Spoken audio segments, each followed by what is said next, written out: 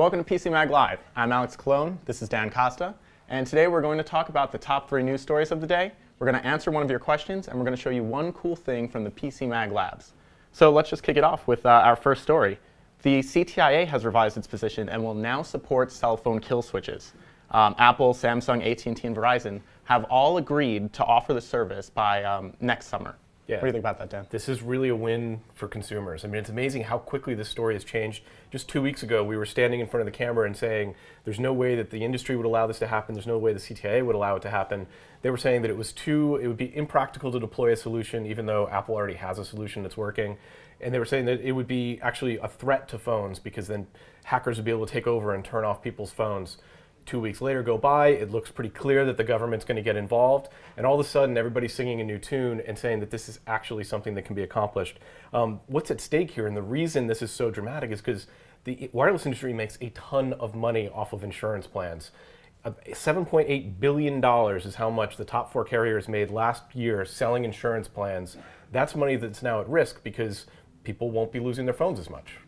Right, I think it was something 40% of robberies in major cities are for smartphones. Yeah. So I mean, it's definitely a problem, and being able to shut off the phone does provide a lot of added security. Yeah, it's a huge, huge step. I wish it was happening sooner. I wish that we were transitioning quicker.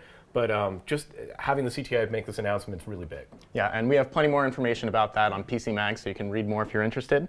And our second story is Toshiba has just launched the first 4K laptop, which is the Satellite P55t. I know Brian Westover got to see it in the labs, and he was blown away by the resolution. Yeah, 4K on a laptop. Toshiba's pushing the boundary. There are already 4K TVs coming out, but this is 4 times the number of pixels compared to a 1080p HDTV. So it's a lot more pixels, a lot more information. It actually makes a little bit more sense on a laptop, I think, than on a TV because you're a lot closer to the laptop, so you're going to see those pixels.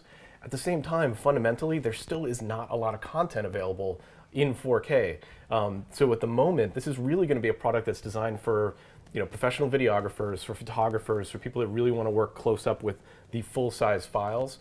But the average user probably doesn't need 4K right now.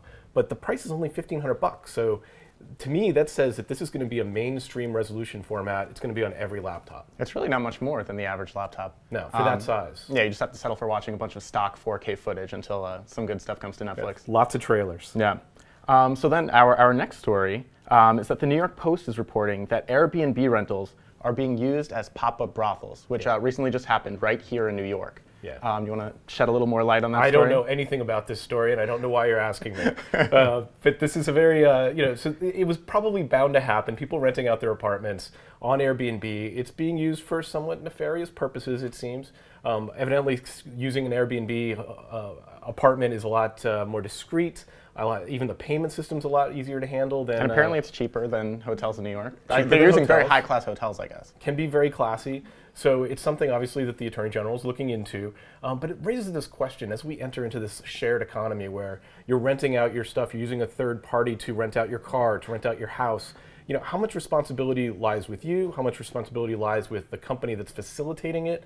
And then, of course, does the responsibility ultimately lie with whoever's using it for these, I think I'll use nefarious again, nefarious purposes?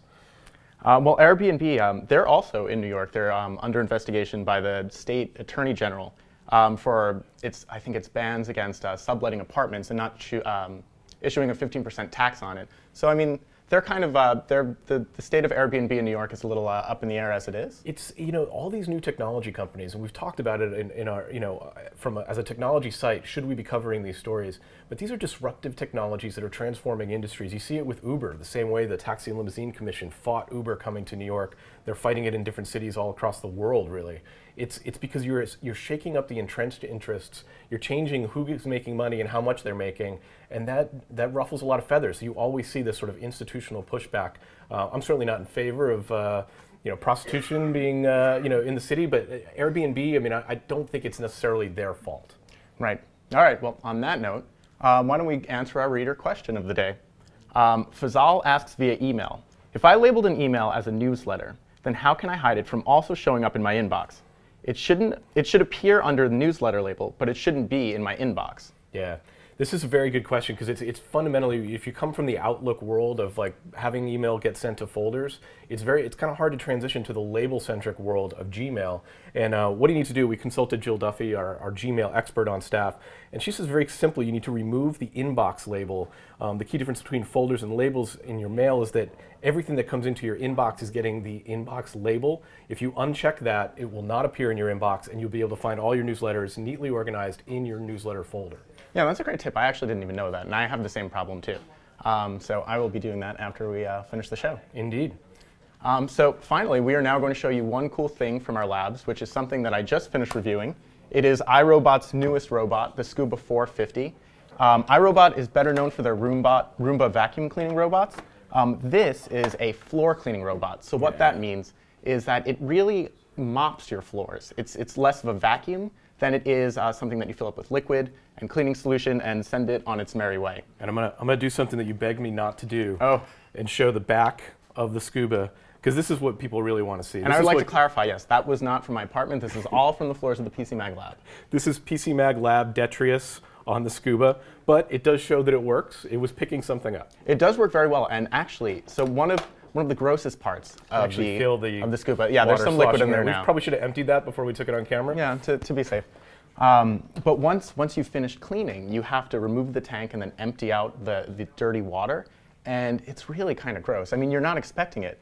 Especially, I like to think my apartment's relatively clean, but then you're emptying out this tank that's filled with this gray, murky water. But at least you know it's working.